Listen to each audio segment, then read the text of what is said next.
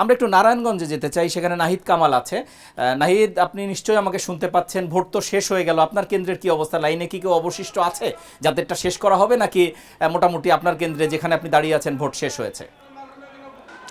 যে এই মুহূর্তে আমি আছি মূলত নারায়ণগঞ্জ ১ আসনের আসলে তারাবো সরকারি প্রাথমিক বিদ্যালয় যেটি সেই কেন্দ্রে রয়েছে। এই কেন্দ্রের ভোটার সংখ্যা প্রায় ৬,৮০০। এই ভোটারদের মধ্যে এই কেন্দ্রে প্রায় ৫০% ভোট কিন্তু কাস্টিং হয়েছে। এর মধ্যে পুরুষ ৫৩% মূলত, আর নারী কাস্টিং হয়েছে প্রায় ৪৮%। সর্বশেষ আমরা এটুকু জানতে পেরেছি। এখন এখানে যেটি চলছে মূলত শেষ মুহূর্তের একেবারে প্রস্তুতি। যারা লাইনে দাঁড়িয়েছিল তাদেরকে চেষ্টা করা হচ্ছে মূলত ভোট কেন্দ্রে প্রবেশ করে তাদের শেষ সময়ের ভোট দিতে কিন্তু চেষ্টা করছে, এবং বিভিন্ন প্রার্থীরা যারা রয়েছেন, প্রিজাইডিং অফিসার সহ অন্যান্য যারা দায়িত্বের যারা রয়েছেন, তারা মূলত যেটি চেষ্টা করছেন একেবারে শেষ মুহূর্তে যারা ভোট দিতে এসেছেন তারা যেন নির্বিঘ্নে তাদের ভোটটা দিতে পারেন, সেই লক্ষ্যে এরই মধ্যে তাদের Maggi fried chicken flavour noodles আমার দারুণ ফেভারিট। শেষ মুহূর্তের কর্মযোগ্য চলছে। 4:30টায় ভোট শেষ হওয়ার কথা থাকলেও মূলত যারা লাইনে ছিলেন তাদেরকেই আসলে এখন সুযোগ দেওয়া হচ্ছে এমনটা বলা হচ্ছে। এবং আমরা এই নারায়ণগঞ্জ কেন্দ্রে আমরা একটা অভিজ্ঞতা আমাদের হয়েছে, সেটা আপনাকে একটু জানিয়ে রাখি। কয়েকটা কেন্দ্রে আমাদের মনে হয়েছে আসলে যে বিভিন্ন প্রার্থীর এজেন্ট ধানের শীষ, দাঁড়িপাল্লা ছাড়াও অন্য যেসব প্রার্থী রয়েছে, ট্রাক প্রতীকের, আমি ঠিক এই কেন্দ্রে ট্রাক প্রতীকের একজন যে এজেন্ট রয়েছে তাকে আসলে তার পরিচয় সম্পর্কে যখন জানতে চাই তখন আসলে আমার কাছে মনে হয়নি সে তার প্রার্থীর পরিচয় সম্পর্কে সে বলতে পারছিল না। এইটা নিয়ে আসলে আমাদের মধ্যে কিছুটা সংশয় তৈরি হয়েছিল যে আসলে আদৌ তারা এজেন্ট কিনা। তবে আইনশৃঙ্খলা বাহিনীর সদস্যরা আসলে আমাদের নাহিদ, আমরা যেটি দেখতে পাচ্ছি এখানে স্বচ্ছ ব্যালটের যে বক্সটি সেটি সিল মারা হয়ে গেছে। তার মানে কি এই কেন্দ্রে ভোট নেওয়াটা, ভোটের যেই নেওয়ার প্রক্রিয়া বা ভোট দেওয়ার প্রক্রিয়াটি কি শেষ হয়ে গেছে? কারণ বাক্সে কিন্তু সিল দেওয়া হয়ে গেছে। এটা সম্ভবত এই কক্ষে না, পরে যে কক্ষে নাহিদ ছিল সেই কক্ষেও একইভাবে দেখেছি। আমার মনে হয় ৬,০০০ যেহেতু ভোটার সংখ্যা ম্যাক্সিমামই মনে হয় দিয়ে দিয়েছে, লাইনে কেউ নেই হয়তোবা। নাহিদ, আপনি নিশ্চয়ই এখনো আমাদের শুনতে পাচ্ছেন? হ্যাঁ নাহিদ, আপনার কাছে আরেকটা বিষয় জানতে চাই যে ভোট কেন্দ্রের বাইরে কর্মীরা কেমন আছেন এখন? এই কেন্দ্রের মধ্যে রুম রয়েছে আরো বেশ কয়েকটি।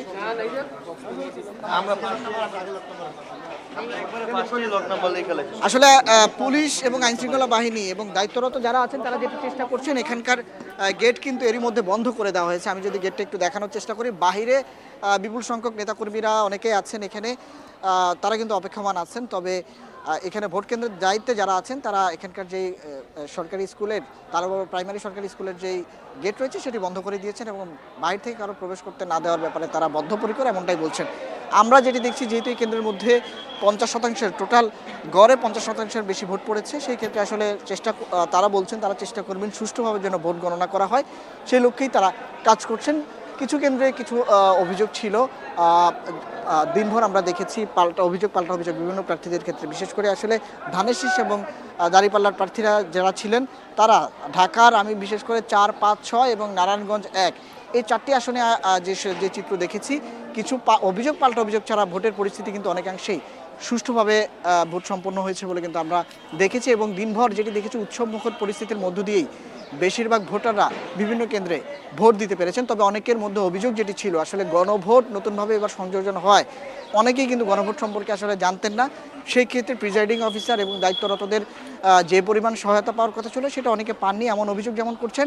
সেই সাথে আসলে যারা নতুন ভোটার হয়েছেন, নতুন ভোটারদের ক্ষেত্রে আসলে ভোট গোপন বাক্সে গিয়ে, গোপন কক্ষে গিয়ে আসলে ভোটের যে প্রক্রিয়া সম্পন্ন করা, এরপর আবার ব্যালট বাক্সে সেটি জমা দেওয়া, সেই ক্ষেত্রে অনেকেই আসলে কিছুটা বেগ পেয়েছেন দিনভর। সেই অভিযোগগুলো কিন্তু অনেকে আমরা দেখেছি করেছেন। সব কিছু মিলিয়ে আসলে নারায়ণগঞ্জের এখনকার যে অবস্থা, যেহেতু ভোট গ্রহণ এরই মধ্যেই ভোটের আনুষ্ঠানিকভাবে যে নির্ধারিত সময় সেটি শেষ হয়েছে, তবে এখন মূলত ভেতরে যারা ২-১ জন অবস্থান করছেন। নাহিদ, আপনাকে ধন্যবাদ, আপনি সেখানে থাকবেন, আমাদের জানাবেন ভোটের বাক্সে যেহেতু সিল পড়ে গেছে, গণনার প্রক্রিয়াগুলো কি কি হবে, প্রতিটি ধাপ আপনার কাছে পরবর্তীতে আমরা জানতে চাইবো। আপনাকে ধন্যবাদ।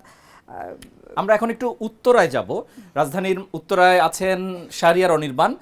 অনির্বাণ, আপনার সঙ্গে আমার আগেও একবার কথা হচ্ছিল, আপনি বোধহয় সেই কেন্দ্রেই কি আছেন নাকি কেন্দ্র পরিবর্তন করেছেন? কি অবস্থা কেন্দ্রের? ভোট গ্রহণ তো মনে হয় শেষ, নাকি লাইন আছে এখনো? না, উত্তরা এই সরকারি যে উচ্চ বিদ্যালয় এবং কলেজ যেটি রয়েছে সেখানে ভোট এই ঠিক 4:30 নাগাদ শেষ হয়ে গেছে। এরপরেও আমরা দু একজন অসুস্থ যে কয়েকজন আছে সেই কয়েকজনকে আমরা ভিতরে ঢুকতে দিতে দেখেছি এবং তারা ভোট দিয়ে বেরিয়ে গেছে। আপনাকে যদি এখন দেখায়, এখন এখানে 8টা কেন্দ্র রয়েছে।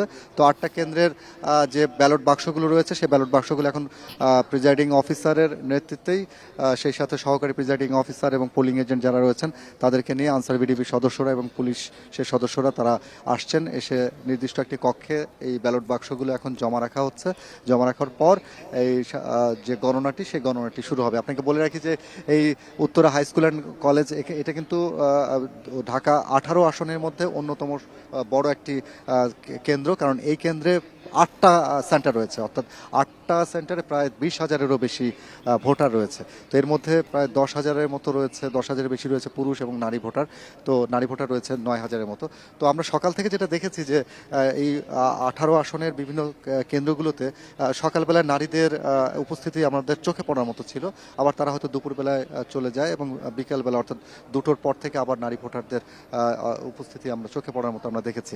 এর বাইরে যদি আপনাকে বলি, নতুন ভোটারদেরও, নতুন যারা অর্থাৎ এই বছরে যারা ভোটার হয়েছেন বা ন্যাশনাল আইডি কার্ড শাহরিয়ার, আপনার কাছে একটু জানতে চাইবো, এখানে লাইন দেখা যাচ্ছে না, স্বচ্ছ বাক্সগুলোতে সিল মারা হচ্ছে আইন শৃঙ্খলা বাহিনীর পক্ষ থেকে। এর পরের প্রক্রিয়াগুলো কি কি আপনি যদি একটু বলেন।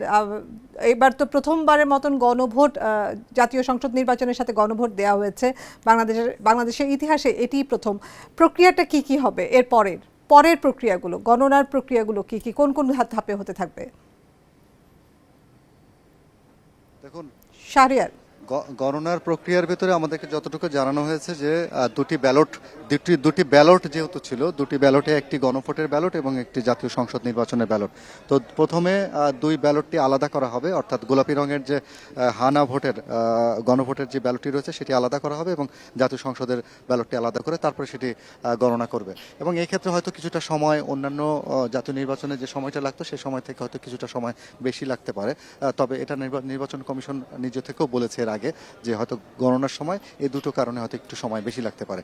তার বাইরে যদি আপনাকে বলি, স্বচ্ছ ভোটের যে ব্যালট বাক্স, সেই ব্যালট বাক্স আমাদের সামনে, সাংবাদিকদের সামনে সেটা খোলা হয়েছে এবং সেই সাথে বলা যায় যে এই বিকাল 4:30 পর্যন্ত যে ভোটের যে আয়োজন ছিল সেই আয়োজনে কিন্তু আইন শৃঙ্খলা বাহিনী, সেনাবাহিনীর সদস্যদের একেবারে বলা যায় যে খুব শাহরিয়ার রনিবান, আপনাকে অসংখ্য ধন্যবাদ আমাদেরকে সবশেষ খবর জানানোর জন্য।